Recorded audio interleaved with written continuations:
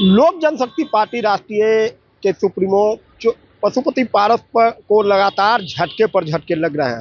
पहले उन्हें लोकसभा चुनाव में एनडीए की ओर से बेदखल किया गया, उन्हें एक भी सीट नहीं दी गई। उसके बाद अब उनके 13 जून को उनको बंगला जो उनका कार्यालय है उसे भवन निर्माण विभाग द्वारा निरस्त कर दिया गया। तो अब उनके भतीजे चिराग पासवान को यह बंगला दे दिया गया है। कल भवन निर्माण विभाग ने इसका लेटर जारी कर दिया गया है कि लोक जनशक्ति पार्टी रामविलास को यह बंगला डिप्यूट किया गया है।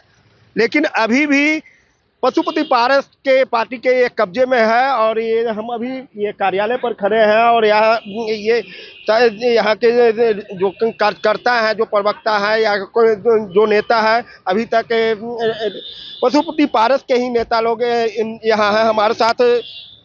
पारस की पार्टी के प्रवक्ता चंदन सिंह है। चंदन जी, अब तो पहले निरस्त किया गया आपके कार्यालय को, अब तो दे दिया गया चिराग जी को। देखिए, बहुत आश्चर्यजनक विषय है कि जिस बंगले के आवंटन के लिए हमने 14/6/2024 में भवन निर्माण विभाग को आवेदन दिया और उससे पूर्व में भी कई ऐसे पत्र लिखे जिनकी प्रतियां हमारे पास उपलब्ध हैं, लेकिन वहीं आदरणीय चिराग जी ने इसी महीने में 4 तारीख को आवेदन दिया और 8 तारीख को उनको बंगला अलॉट कर दिया जाता है। इससे सहज आप समझ सकते हैं कि भवन निर्माण विभाग क्या करना चाह रही थी और किसके दबाव में काम कर रही है। तो देखिए, हमने सुना था कि न्याय के साथ विकास होता है बिहार में, लेकिन माननीय मुख्यमंत्री जी का ही एक विभाग है भवन निर्माण विभाग। जिस तरीके से एनडीए के साथी के साथ दुर्व्यवहार किया जा रहा है, यह पूरा बिहार देख रहा है। अलबत्ता देखिए, हम न्यायालय के शरण में जाएंगे, हमारे साथ अन्याय हो रहा है। हमने कई बार विभाग को पत्र लिखा कि आपका जो भी किराया बनता है आप हमको बताइए, हम भुगतान करने के लिए तैयार हैं। और बहुत सारे ऐसे पत्राचार हुए, लेकिन विभाग उदासीन रहा। अलबत्ता अब विभाग एक अलग पार्टी को आवंटित कर देती है, जबकि लोक जनशक्ति पार्टी के नाम से यह बंगला अलॉट था और उसी लोक जनशक्ति पार्टी के अंदर से 2 धड़ा निकली और चुनाव आयोग के पास यह विषय है। चुनाव आयोग ने दोनों को रीजनल पार्टी का दर्जा दे रखा है, उसके बावजूद हमारे रहते हुए किसी और को बंगला अलॉट कर देना, यह भवन निर्माण विभाग की दादागिरी है। और मैं तो यहाँ तक कहूँगा कि किसी के दबाव प्रभाव में किया गया है। क्या आप खाली करेंगे, क्योंकि आप तो कागजी तौर पर रामविलास चिराग जी को दे दिया गया? देखिए, अभी तक हमारे पास कोई भी लेटर नहीं आया है विभाग की तरफ से। अलबत्ता हम जो अखबार में जो छप रहा है, हम उसको लेकर माननीय कोर्ट में जाएंगे और जो कोर्ट का निर्णय होगा उसको हम स्वीकार करेंगे।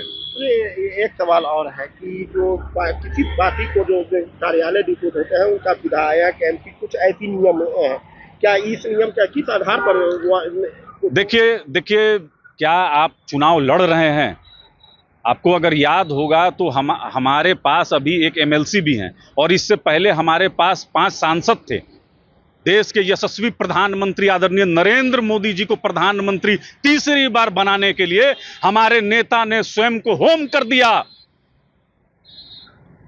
क्या यह पूरा इंडिया नहीं जानता है कि अगर आदरणीय पशुपति कुमार पारस जी चुनाव लड़े रहते तो क्या चिराग पासवान को 5 सीटें आ जाती? लेकिन जब भारतीय जनता पार्टी के राष्ट्रीय अध्यक्ष आदरणीय जेपी नड्डा जी ने, भारतीय जनता पार्टी के बड़े नेता आदरणीय अमित शाह जी ने हमको विश्वास दिलाया, तो हम चुनाव नहीं लड़े और एनडीए के लिए काम करते रहे। कई मंचों पर माननीय प्रधानमंत्री जी के साथ हमारे नेता को आपने देखा होगा। हम चुप रहते हैं, इसका मतलब ये नहीं है कि आप हमको कमजोर आंक लीजिए। माननीय कोर्ट के शरण में हम जाएंगे और जो हमारा हक होगा हमको कोर्ट देगी, हमको पूर्ण यकीन है। माननीय न्यायालय की अब शरण में जाएंगे। पशुपति पारस की पार्टी के ये प्रवक्ता है चंदन सिंह, जिन्होंने कहा कि अब हम कोर्ट की शरण में जाएंगे। हालांकि अभी इन्होंने साफ तौर पर कहा कि अभी तक विभाग की ओर से हम लोग के पास कोई लेटर नहीं आया है। विभाग का लेटर आएगा, उस वक्त देखेंगे और कोर्ट में जाएंगे और उसके बाद ही, क्योंकि हमारा जो ये दावा है ये लगभग 20 साल पुराना यहाँ कार्यालय है और ये जो कार्यालय है यह पशुपति पारस के नाम से ही अलॉट है।